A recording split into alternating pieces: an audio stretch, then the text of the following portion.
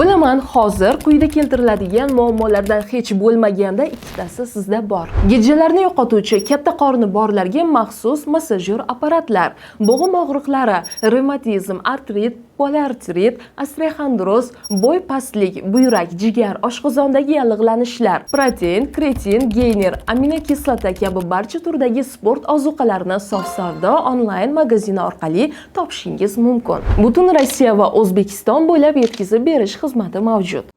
Assalomu alaykum aziz muxlis. Rossiya Odessaga hujum qildi. Bugun Rossiya armiyasi Odessa shahriga dronlar bilan yirik hujum uyushtirdi. Hujum oqibatida halok bo'lganlar bor va 14 kishi yaralangan. Bu haqida Odessa mahalliy hokimiyati xabar berdi. Qayd etilishicha, hujum oqibatida ko'p qavatli binolar va temir yo'l zarar ko'rgan.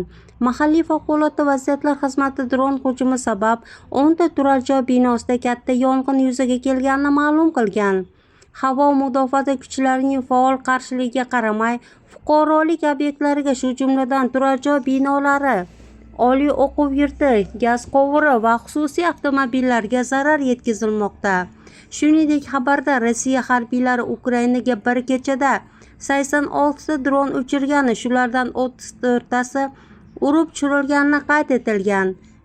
Eslatib o'tamiz, Rossiya Federatsiyasi 17-iyunga o'tar kechasi Kiyevning turli hududlaridagi o'nlab binolar va boshqa obyektlarda, ham jumladan turar joy binolari, ta'lim muassasalari va muhim obyektlariga hujum qilgan edi. Raketalardan biri Solomenskiy tumanidagi 9 qavatli turar joy binosiga tegib, butun kirish eshigi qulab tushgan edi.